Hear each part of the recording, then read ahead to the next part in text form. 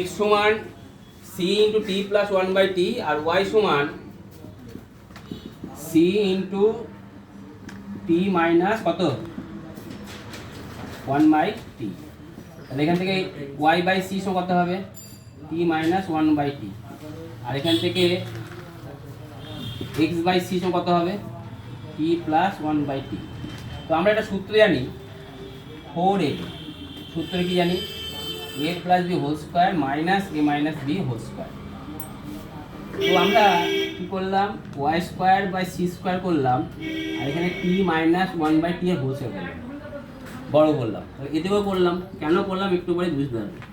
তাহলে x square by কি লিখলাম c স্কোয়ার আর t প্লাস 1/t এর কি হোল স্কোয়ার। এবার যদি ভালো করে তাকাও দেখবো এইটার আকারে যদি লিখি মানে t প্লাস 1/t এর whole square minus t minus 1/t এর হোল স্কোয়ার সমান কি লিখবো x square by c square minus y square by কি c স্কোয়ার।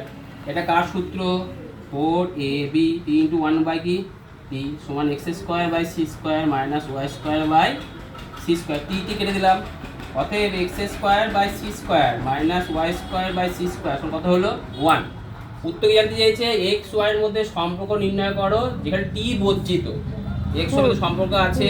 এবারে লসাগু করে দাও, তাহলে লসাগু করলে কত হয় c স্কোয়ার লসাগু হয় x square minus y square সমান 1 বা x square minus y square সমান c স্কোয়ার, যেখানে কোনো t নেই, এটাই সম্পর্ক।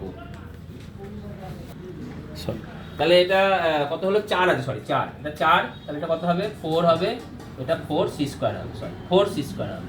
বুঝা গেছে?